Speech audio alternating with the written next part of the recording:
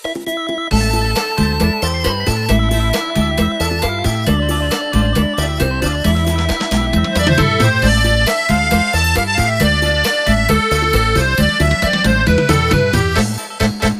าคิดเจ้าเศร้าอีหยัง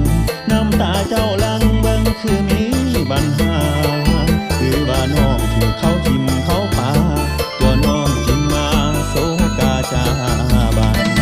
ขอให้น้องคิดได้ดังใดเสือคนหลายใจจึงได้มีปัญหาแฟนของน้องเขามาทิ่มไล่ลาเลยเกิดปัญหาเจ้ารออยู่ดีใจ อย่าไปคิดหยังหลายโน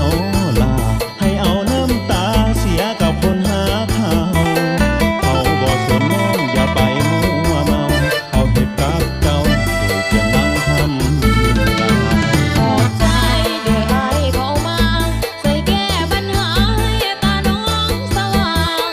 มีเพียงไอคนเดียวเข้าใจนางยามน้องผิดหวังไอช่วยแก้ปัญหาใจ เจ้าหูบ่ว่าอายคิดแนวใด